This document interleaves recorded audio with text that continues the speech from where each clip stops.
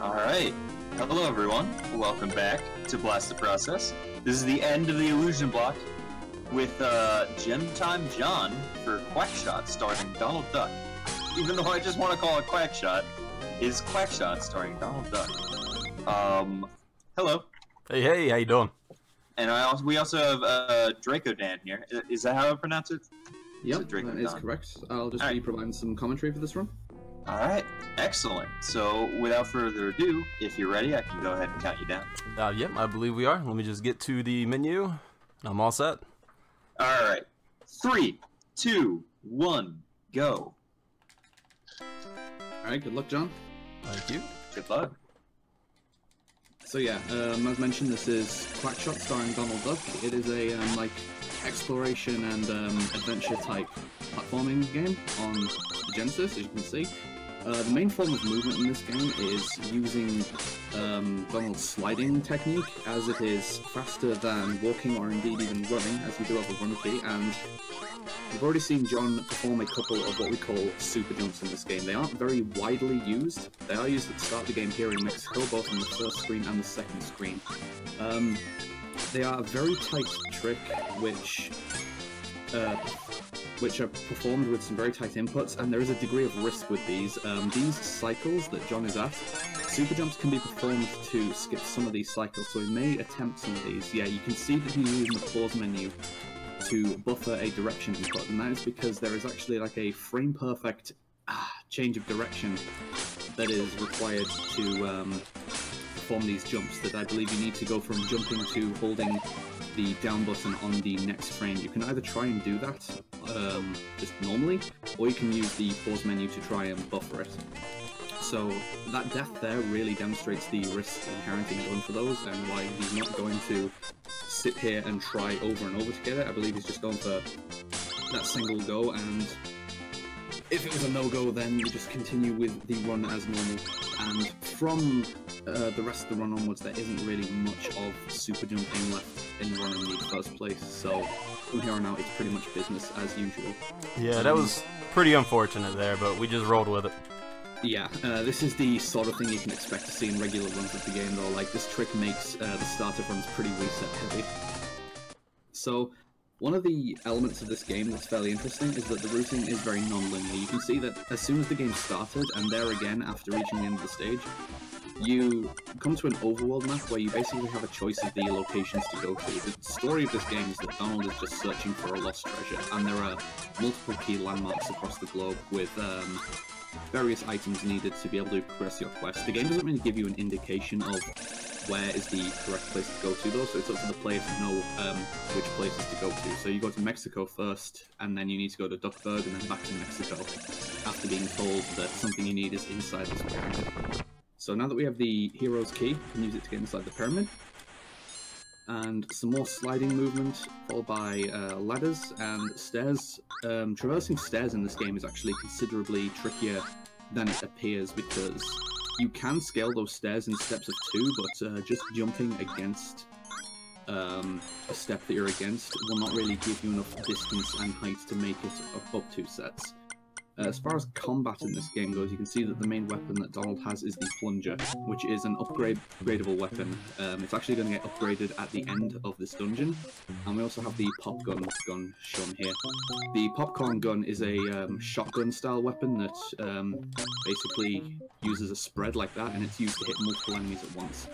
It's used in a couple of spots, but the main utility there is to stop that enemy cycle from moving there, to keep it in a more advantageous position, since these enemies are used as platforms to keep progressing through the stage.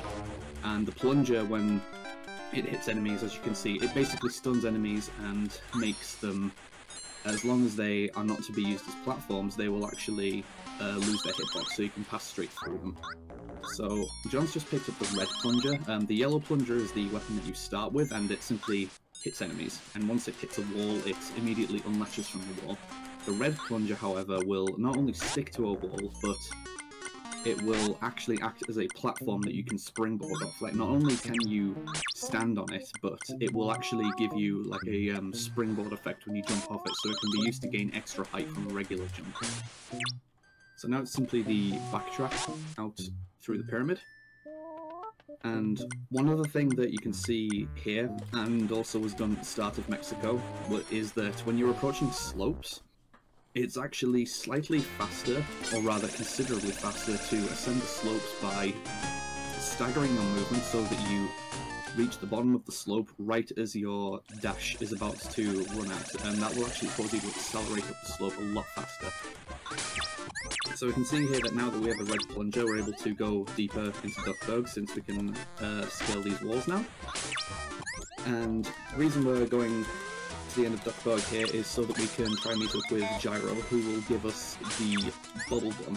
That's the last actual main weapon in the game. Considering that this is still very early in the game, it is very early to be getting what is the last weapon obtainable in the game, but these are the 3 weapons that we have for the duration of the run: the plunger, the popcorn gun, and the bubble gun. The bubble gun is definitely used more than the popcorn gun, and also some very nice application of super jumps used here as well. This is considerably risky because if you miss these pulleys, it's just a straight fall to your death. Really nice skipping that last pulley cycle there. And he's finally got the bubblegum ammo. So the bubblegum is used both as a combat weapon in certain spots, and it's also used to clear obstacles, because unlike the plunger and the popcorn, the bubblegum can actually be used to clear solid obstacles. Like, there are certain objects in the game which are destructible, and the bubblegum is the only thing that will move them.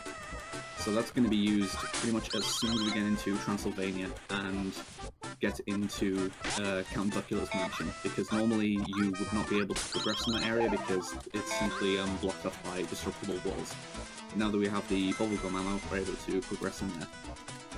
Transylvania itself is honestly a really technical stage with a lot of skips, so we're definitely going to see how this stage goes. There's a couple of phases, like you start from outside of the castle, and there are a lot of tightly placed jumps on this screen, so it is easy to misplace a jump and land in the water, so some careful attention does need to be paid here, as jumping out of a slide like that is a little trickier than you would imagine, so it's definitely worth taking care.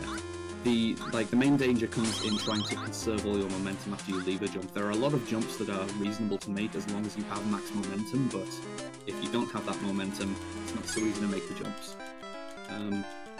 One thing that you can see as well is that while going through the game, there are halfway points, checkpoints, such as reaching the front of the castle there, and Donald places a flag there. At any point that there is a flag in the ground, you can call his planes come and pick you up, and that will take you back to the overworld. It also means that should you come back to the same map at a later point, you'll actually get dropped off at where the flag is rather than starting at the start of the map. And there are a couple of spots in this game that you need to come back to more than once, such as we've already seen that in Duckburg, and we'll see that later in the run as well. So there is a fair bit of menuing involved in this run as well, with selecting the right weapon for the right time. Like, there's plenty of spots in this map where you need to be changing between the plunger and the bubblegum to clear destructible objects and then keep moving quickly. These underwater physics are considerably annoying, but he's trying to place some super jumps there to gain extra speed, which is nice. And then as far as the floatiness of the jumps here goes, there's not really much the player can do about that. This is just to be expected in this map. We take this top path here because it is a little faster on its own, but you also get these pickups. That health refill is quite welcome, and the popcorn ammo is quite important for later.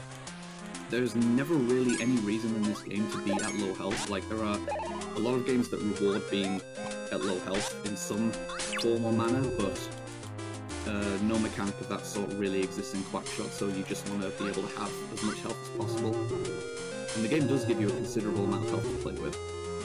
So, there aren't really very many skips in this game, but the first really odd-looking glitch exists in this screen here. It's actually possible to get on top of this wall, as John does, and go left through this wall.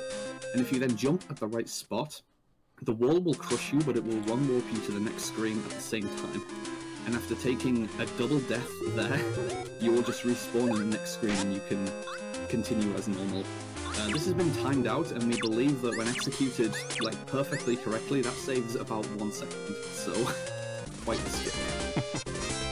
So yeah, this comes to the first boss of the run, Count Duckula, and it's a fairly simple boss in execution, but there is a quick kill trick which is a little tricky to land. You want to land 4 hits on the boss. It's easiest to just stand directly under him and plunger as soon as his cloak opens, because there is a bit of a delay between the bats appearing and the hitbox becoming solid. Yeah, it's 5 hits I mean, because there's 2 cycles in one back and forth like this, and then after the 4th hit is landed, Jon is going to go over to the right, and he's going to use the plunger's springboard element to get some extra height and try and snipe him from across the room for a quick kill. Unfortunately, you missed it a little there. The idea is that you want to just hit Duckula, again, as I say, before the bats spawn, and you can actually just drop straight into the door as it opens, but that is pretty precise to hit, and it's very easy to miss. So, clearing Transylvania, and the next stage to go to is Maharaja, and we need to go to this stage to gain the key to enter the pyramid in Egypt. One thing that hasn't really been touched on yet, but is present in the run a couple of times, is the temper system. So Donald has currently lost his temper, and that happens when you collect 5 chili peppers, and they make Donald go berserk, killing everything in his path, and it makes him go really quickly as well. It's used at 3 spots in the run, so that was the 2nd usage, and the 3rd usage is going to be in Egypt, which will be the next stage. Skipping the Maharaja's text there is also nice. There's a few spots in the run where you are meant to interact with NPCs, but if you just avoid a proximity trigger, you don't have to talk to them. And this section is essentially a maze where it's a bunch of connected rooms that have a bunch of doors between them, and, you know, it's a simple case of the different doors will take you to different spots, but runners just know the optimal path to take through here. And this next door takes you to the boss of this area, which is the Garden Tiger. And this boss uses the popcorn gun. It's a really quick boss when using it. It simply takes 6 shots, but the tiger is meant to have a lot of invulnerable moments where you can't really damage him, such as when he's on the ground. When he's jumping across like that, though, you can just damage him easily with the popcorn gun, and because he then won't damage you, it's really easy to, well, not take damage and just keep shooting him. So it's a very quick boss to take care of with the popcorn gun like that. So we get the key to the pyramid in Egypt, so it's straight off to Egypt, and we're going to have the last set of chili peppers granting Donald a temper. This temper will actually last until the very end of the map, so getting into a good spot to not overshoot the trigger for placing the flag is actually a little tricky. So let's see what we get here. Yeah, Jon's staggering his movement there a little bit. Pretty nice, yeah. Started slowing down before reaching the point there so that Donald didn't just shoot right to the end of the screen. So, in my opinion, the interior of the pyramid here is one of the most difficult stages in the game. Like, it's very technical and there are a lot of difficult jumps to land, especially in the 2nd screen. First of all, there are these blocks moving back and forth, and you want to, yep, get that, nice. The plunger on the wall, which you can then use to scale this quickly. And then this right-hand wall is not solid and has yet another health pickup and some more popcorn ammo refills, which is nice. So this screen has a lot of platforming. These platforms will collapse if you stay on them too long, and there is, as you can see, a lot of fire pits. The end of this map will also, rather than having a boss, it has a trap to traverse. That is a good instance there, that specific jump of what I meant when I said about there are a lot of jumps which are reasonable in themselves to make, but if you don't have a lot of momentum, you just will not make them. And Jon is making good use again of staggering the end of his slides so that he reaches the slope at the right spot and he gets pushed most of the way up them.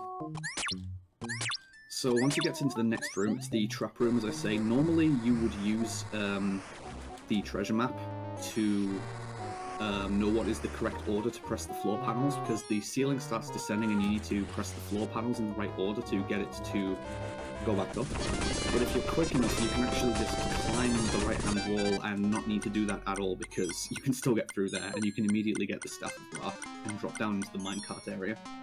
The minecart mechanics are honestly quite disorienting and difficult to get used to in this game, but you can stand on the side of the minecart and try to just switch between them, because there are a couple of spots where you do need to jump between different minecarts. But it's surprisingly easy to misplace a jump and not land in it, and if you do miss them, you just do drop to your death and restart the section. Thankfully, when you're in a minecart, you do have like its forward momentum added to yours, so if you jump out that last minecart, you will reach the end of the screen before dying. So the next stop is the South Pole, and this is an area that will be visited twice. There is a Viking key in a block of ice at the end of the first segment of the stage, which we needed the Staff of Ra, which we just got in Egypt, to unlock. So we're going to get that, and once we have the Viking key, we'll be able to enter the Viking ship, so that's where we'll be going straight afterwards. It's just at the bottom of this hill. And a super jump to get down, very nice. Very quick. So yeah, we just plop the Staff of Ra in the ground, and get the key. And then the flag is thankfully here, so we can just exit the stage immediately and go to the Viking ship. And going to the Viking ship so that we can get the final plunger upgrade. We've had the yellow plunger and the red plunger, and the final plunger upgrade is the green plunger, which will allow the plunger to stick to flying enemies and use them as platforms, or rather as moving platforms of their own. So getting through these cycles really nicely, again with the aid of some super jumps. And this screen right here is mostly an auto-scroller screen, since you need to wait for these baskets to rise. But it's the interior of the Viking ship that really is the meat of this area. The map itself is fairly short, but it's immediately followed up with a boss fight which requires some very precise placement on shots. The Viking ghost boss, I'll just take a little bit to explain before John reaches it. You want to start the boss by using a popcorn shot from a specific spot before you get in its range properly, and that will start its normal taking damage cycles, which is the head falling off and then it teleporting to the other side of the screen. And from there, there's a combination of positional and timing cues used to fire bubblegum shots, so that the bubble drifts across the screen and ends up where the head's hitbox is going to spawn on the other side of the screen, and that's repeated a few times. So let's see what it goes here. I hate this boss. Position. It's tricky, yeah. This boss is really not a joke.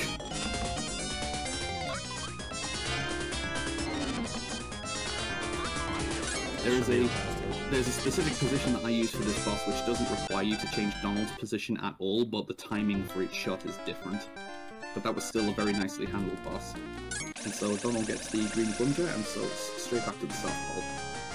And the South Pole is the last main treasure hunting area, since this is where, once we get to the end of the South Pole, this is where we're going to find the actual book that will point us to the location of the treasure that we're looking for.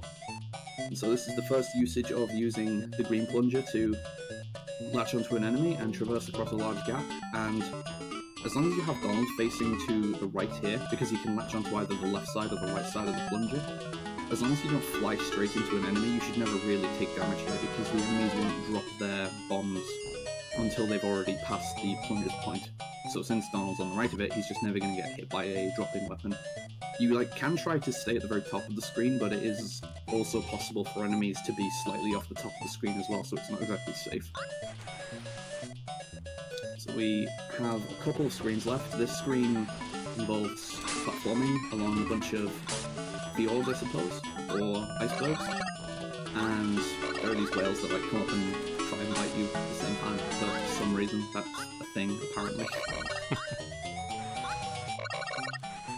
So the motto in this screen is just don't die. Yeah, pretty much.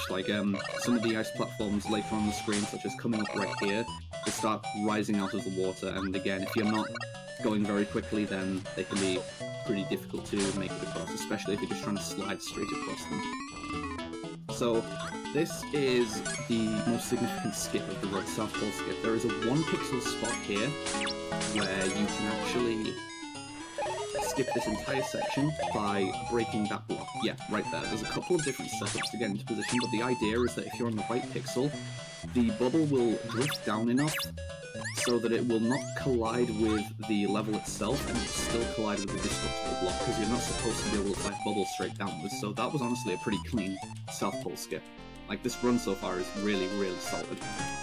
And, oh no, Pete kidnapped the kids, and now we've had to trade the treasure map for the nephews back. So now we're going, instead of going for the treasure, we're going to Pete's hideout to get the book back. And once again, riding enemies, but as long as you stay on the right-hand side of the enemy, then you'll never get hit by falling items. There is a small skip used later on in the hideout as well, which was briefly alluded to actually in the Egypt stage, since if you fall off the side of a ledge and then enter the ducking animation, you can actually still initiate a slide while you are mid-air. And so that was used in Egypt, and it's going to be used later in the hideout as well. We'll see that when we get there. But first, there's just one more minecarting section coming up. I wondered if you caught that. I did it just for you there. Don't normally drop off of that platform like that because it's a little unsafe with the fire pit, but went for it. You gotta go all in with an event like this. Before getting there, though, we have platform cycles. So this room is relatively challenging. There are a bunch of platform cycles that are on... every cycle is on a global timer, but each individual cycle will only come out if you are within a specific proximity. So it's a mixture of a global timer and meeting a bunch of proximity cycles. And making it across all of these... Okay. Very nice. Getting across there on the fastest cycle is really, really difficult because not only are you strapped for time just to make it to each cycle in time, but there are a bunch of blind jumps that you need to go for, and you just need to know where to land. You can use the background as a visual marker for where to land, but you're still essentially making a bunch of leaps of faith. So there's the mid-air slide that I was referring to, so that skips a lot of that downward section. Oh man, these enemies. I forgot where the turkey was, my fault. They'll get you. But yeah, having max health for Pete is definitely a nice thing. This is the Pete fight coming up, and this is a really weird fight. Like, it's a difficult fight to optimize unless you have a very specific manipulation method and setup. He's gonna loosely follow you around in this mech, and there are a couple of ways to try and manipulate his movements, but one of the ideas that a lot of runners like to try and exploit is to actually ride on top of him. And this is performed by baiting him to the side of the arena, because he will only go so far to the side, he'll never go like off the side of the screen. But then once he's in this position, you can actually stand on his head, and time when his iframes are about to run out, and then just jump off and land on the shot. So this is a very commonly used trick in this fight. He's being pretty friendly right now, I've got to say. This is a really nice like movement pattern from him. If he comes back up, yeah, this is really nice. I'm thinking 1 or 2 more hits by the looks of it, and maybe we'll something. This should be the last one coming up. Hopefully it's alright. Yeah, that looks like it. So, very nice fight, and now we just use the Viking Diary to reveal the actual location of the treasure. So now we're in the final stage of the run, the island, and pretty much like a mixture of everything we've seen in the run so far. There's some sliding up slopes, there's sliding, maybe some super jumps being used, plunges to scale walls, some cycles to meet later in the stage, and of course followed by a final boss fight. The final boss is meant to be a fairly protracted fight, but there is a specific method to achieve the fight, which I'll mention in a little greater detail once we reach there, because even though the fight is sped up considerably, it still takes a fair bit to execute, though it looks pretty funny when done quickly. So you can either jump up these vines, as John is doing, or you can use the plunger's springboard mechanic to go up those walls. The time difference is fairly negligible between the two, though, so it's basically preference. I feel like plungering up the walls would be a little faster if done optimally, but it is very difficult to do optimal plunging. So, a little note to anyone who intends to run this game on console: if you want to run this game on console, you actually need to make sure you have the right version of the cartridge. There are 2 versions of this game released, and John just got a bunch of pickups when he crossed that zip line. On a specific version of the game, those pickups just do not exist, and that includes a turkey which gives you a full heal, and doing this screen of the game with basically no health remaining is really, really demanding. So okay, he's made a fast cycle, and now just needs to do one more bit of platforming before the final boss. So I mentioned that there's a strat to cheese this. Basically, this boss's behaviour is that he'll take a few steps, and then he will throw his sword, which will smash into the wall and cause some ceiling tiles to come down. If you interrupt its flight with the popcorn gun, the sword will stop along the boss getting frozen, and if you then get it off screen when it is facing a certain way, such as this, it actually doesn't collide with the wall properly, and it will take a long time for it to reset. So from here on out, you can actually time bubblegum shots until the final boss is dead. It takes a fair few shots, and it's easy to miss the shots, but there is a specific visual cue that we use based on Donald's idle animation, where after a few seconds Donald will get bored and he'll start tapping his feet towards the player, kind of like Sonic does. When Donald does his 3rd foot tap, it's safe to release another bubble shot, and it will correctly timed to collide with the boss as his iframes run out. The ceiling tiles will come down when the boss has only a couple of hits, but it's still ample time to end the fight in one cycle, and time is when the boss disappears and the tactical tax comes up. So time.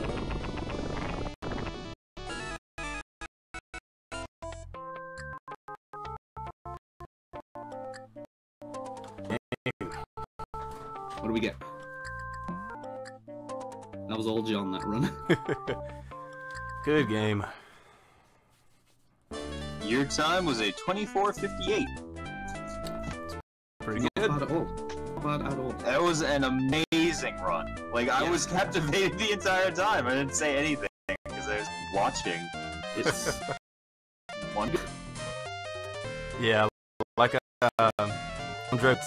this is the kind of run that if you're just explaining what's going on, you're talking time, and it didn't fail, and it was perfect. That was wonderful comments. I was enjoying listening to it and playing at the same time. That was a very fun run. Well, I'm glad that the commentary was wonderful because the gameplay was definitely wonderful. Thank you very much for that. You two are so cute. Thank you both so much for the run and the commentary. It was amazing. Yep, thank Everyone you very give them much. a great round of a hand. Round of applause. Round of a hand. Round of a hand. I'm taking a round of a Give hand, them please. Several hands. Do you have anything else to say before we move on? This game's really good. Please run it. Please, yep, that's exactly what I was gonna say. Please, please run it. I want to race this game. Let's do this. Let's Are do you it. speaking directly to me? Because I told you. I was like, I'm going to learn this soon. I wasn't gonna point fingers or anything, but I played it on stream like last week, and I was like, I'm definitely learning this soon. Anyway, Please, more people like pick up this game so I have an excuse to try and hunt more strats in this game. I'm honestly not a particularly good runner of this game, but I really like strat hunting in this game. so another big hand to our GymTimeJon, Draco Dan Hater. Thank you guys so much. Give us another few minutes, and we'll be back. I know I said the illusion block was done, but we kind of have an honorary kind of an illusion block. We got Mickey Mania next by Link Boss. Another Mickey game, not necessarily in the Castle of Illusion series. We'll be talking about that. But stick around, we'll be right